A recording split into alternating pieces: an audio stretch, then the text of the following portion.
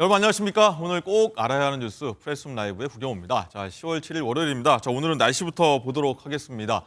자, 아침 기온이 쌀쌀하니 좀 으슬으슬하고 목도 칼칼해집니다. 자, 낮 기온은 또 꽤 올라가니까요. 몸 관리 아주 중요한 시기입니다. 자, 한 주간 날씨 보도록 하겠습니다. 맹소영 기상 칼럼니스트 나오셨습니다. 안녕하십니까? 네, 안녕하세요. 안녕하십니까?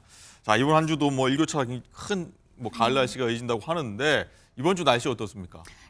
이번 주 이제 흐린 날씨가 좀 맑아지면서 맑은 가운데 일교차가 큰 날씨가 나타날 것으로 보입니다. 네. 보통 이맘때쯤이면은 아침 기온이 크게 떨어지는 지역은 7도까지 떨어지고요. 네. 높게 오르는 지역은 16도 선에 머무르는데 서울 같은 경우에는 15도 안팎 정도 수준으로 네. 좀 오늘도 갈 거고, 그랬죠. 낮 기온 같은 경우에도 한 20도에서 25도 사이지만 20도 살짝 웃도는 수준의 날씨. 일교차가 10도 이상 크게 벌어지는데요.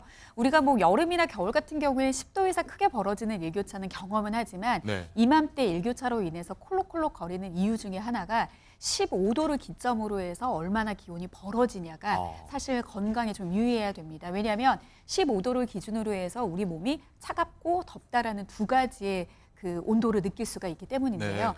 낮에는 이제는 반소매 옷을 입더라도 공기 자체가 좀 차갑기 때문에 좀 얇은 긴 소매 옷차림과 아침 저녁으로 필요한 겉옷 정도의 옷차림이 좀 좋을 것 같습니다. 그렇군요. 어쨌든 이 10도 안팎으로 크게 떨어지니까 몸 관리, 저도 목이 좀 칼칼해지고 있어서 걱정이긴 한데 좀 건강 주의하셔야 될 것 같고요.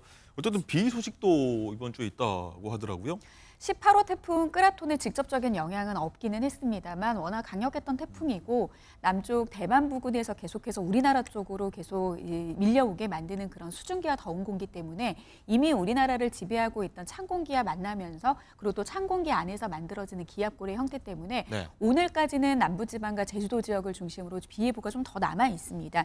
양은 5에서 10mm 정도로 많지는 않지만 낮 동안에 흐린 상태가 이어지게 되면 남부지방 같은 경우에는 낮 기온이 좀 크게 오르지 않아서 쌀쌀함을 느낄 수 있겠고요. 제주도 같은 경우에는 한글날 연휴죠. 수요일까지도 비 예보가 계속 있다는 거 참고를 하셔야 될 것 같고 강원도 지역은 좀 성격이 다른 비 예보입니다. 강원도는 동풍이 조금 불게 되면은 강원 동해안이나 경상 동해안 쪽으로는 비구름이 만들어지거든요. 그래서 이들 지역으로는 내일까지 한 5에서 30mm의 비가 더 내린다라는 점도 좀 그들 지역으로 이동하시는 분들은 좀 참고하시면 될 것 같습니다. 네, 비 조심하시고요. 어쨌든 날씨 좀 선선해지면서 저도 주말에 다녀왔습니다만 산에 가신 분들 굉장히 많은데 방금 좀 자막에 나가긴 했습니다만 설악산에 올가을 첫 단풍이 들었다고 해요. 지난 10월 4일이었죠. 금요일 날 드디어 설악산의 첫 단풍 소식이 들려왔습니다. 하지만 일 최저 기온이 5도 아래로 떨어지기 시작하고 일교차가 크게 벌어져야지만 단풍이 좀 곱게 물들기 시작하는 시점인데 속초 지역의 기온을 살펴보니까 9월 11일부터 10월 4일까지 평균 최저 기온이 17.6도, 평년보다 2도나 높았더라고요. 높았다. 그러니까 워낙 더웠던 날씨 탓에 단풍의 소식이 느렸는데요. 얼마나 느렸냐면 작년에 한 9월 30일쯤에 첫 단풍 볼 수 있었거든요. 며칠 늦었군요. 4일 정도 늦었고 평년 이맘때 같은 경우에는 9월 23일. 사실 9월 달에 봐야 될 단풍이 올해 같은 경우는 이제 10월 달에 왔다. 이제야 좀 나타난 거죠. 그래서 보통은 해안가 지역보다는 내륙, 왜냐면 일교차가 크기 때문에 그리고 정상 산지가 일반 평지보다 높게 나타나는데 보통 첫 단풍이 나타나는 것은 산 정상에서 한 20% 정도가 단풍이 물들었을 때를 첫 단풍이라고 하는데 지금이 이제 그렇다는 거죠.